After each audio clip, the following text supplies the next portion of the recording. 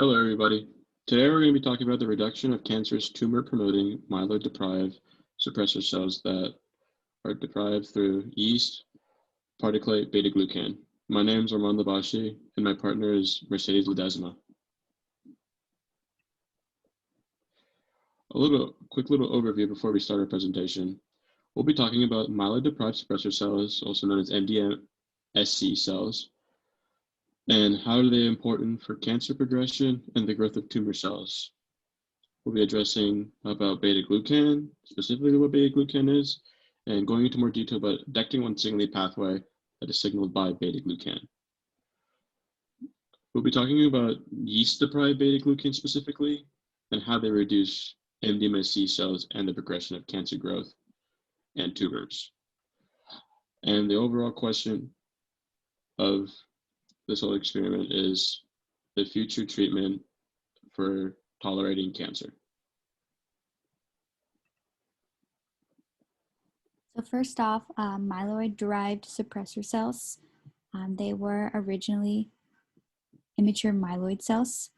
Immature myeloid cells are naturally produced in our bone marrow and will differentiate into mature myeloid cells, which can be dendritic cells, granulocytes, macrophages.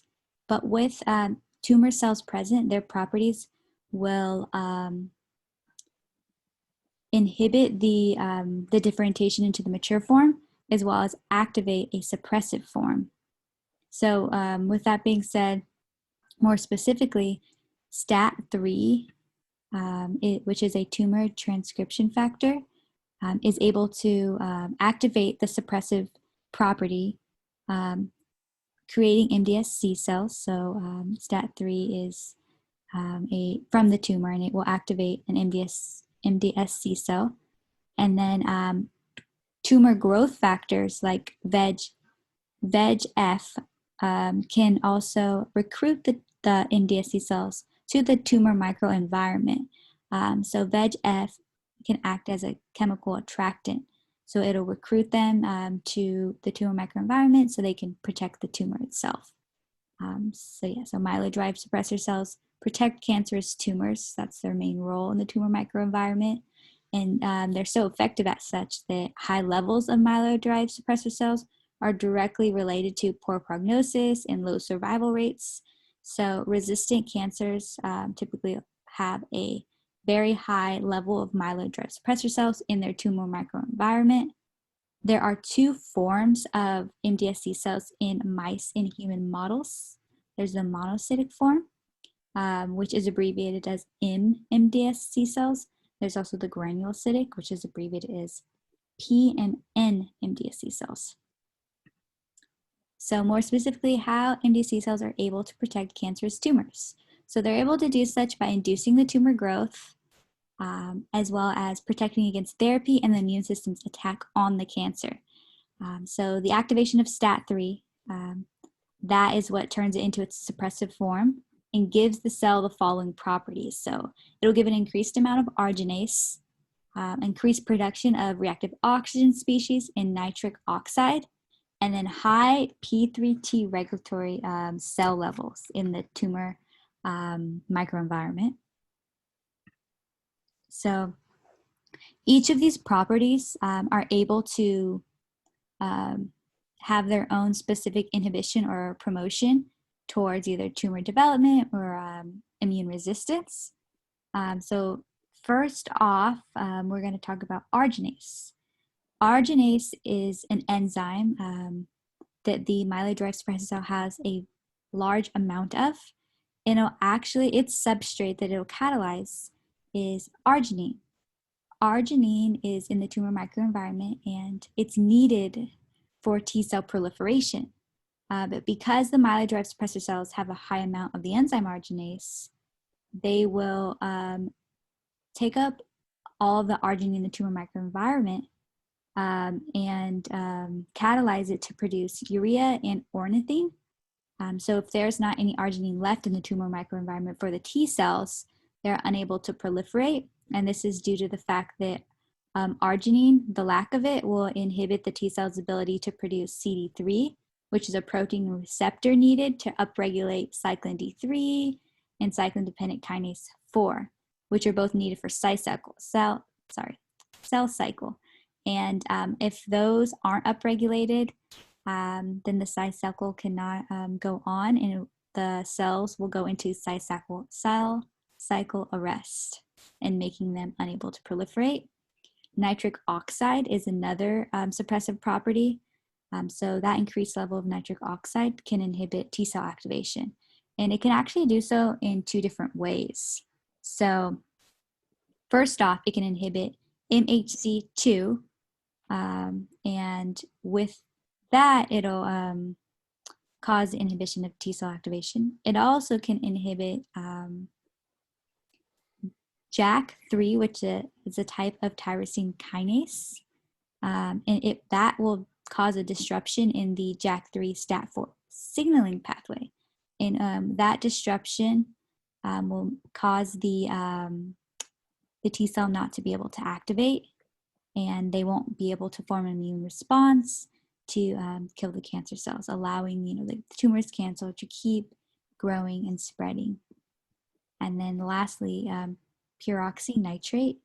That is, there is a high level of that with MDSC cells, and that's because the production of ROS, reactive oxygen species, in nitric oxide from the MDSC cells actually react on their own to create peroxynitrate, and that will directly inhibit T cell function, and that is through a couple different ways. So it can do so through promoting nitration, nitrosylation of certain enzymes, as well as it can inhibit, it can cause nitration of TCR and CD8, which will change the peptide bonds of the T cells, making them unresponsive to the cancer cells specifically.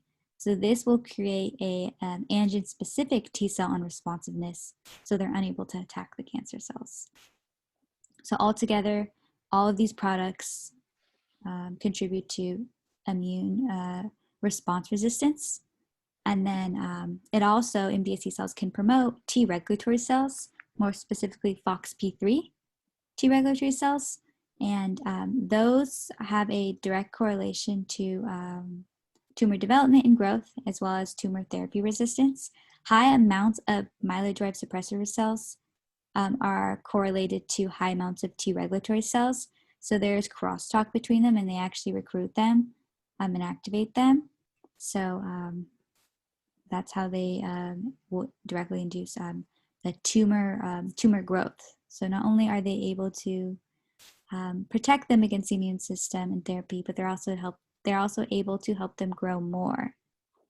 So that's why myeloid-derived suppressor cells are very important in the tumor microenvironment and the progression of cancer. So it's very important that those are reduced in order to successfully attack a resistant cancerous tumor. Okay, so specifically the beta-glucan that is used to tolerate cancer and the growth of tumors is yeast-deprived beta-glucan. So beta-glucan in general is a polysaccharide that helps create an immune response for the pathogens. Pathogens that vary from fungi, like a fungi infection, or just a general infection, and again, tumor growth and cancer cells. Beta-glucan is a natural emulgator that is derived from bacteria, yeast, and fungi. So in this study, we'd be using yeast.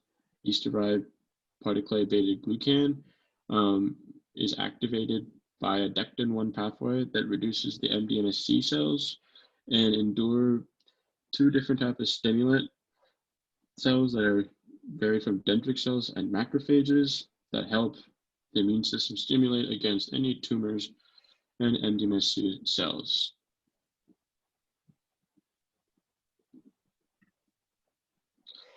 Starting off with 𝛃-1, which is a receptor in a type 2 transmembrane that helps respond with any pathogens within the body.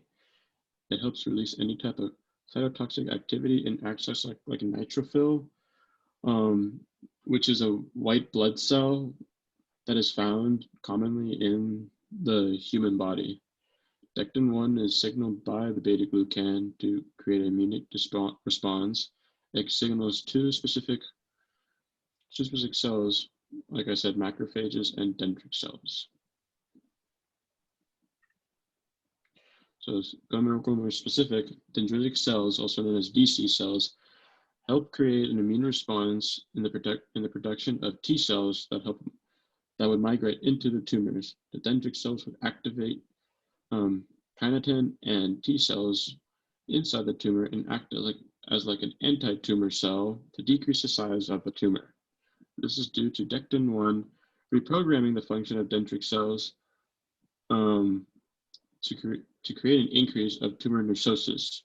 Tumor necrosis is what decreases the chances of the tumor surviving. On the other hand, macrophages help detect newly created tumor environments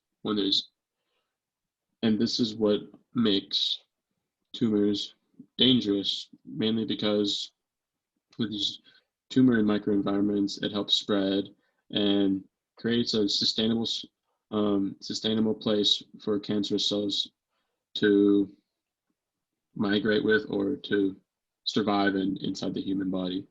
So with newly created tumor environments, the macrophages would change the tumor into a phenotype to create tumors like tumor-associated macrophages. So with a macrophage turning into for a macrophage turning into a tumor-associated macrophage, it creates a poor survival rate for the cancer cells to survive inside the body, which leads to these cells and these tumor microenvironments to die. This occurs when the beta-glucan binds into the Dectin-1 to enhance metabolic reprogramming as associated with the macrophage and creates an antigen in the phenotype to produce also chirotine.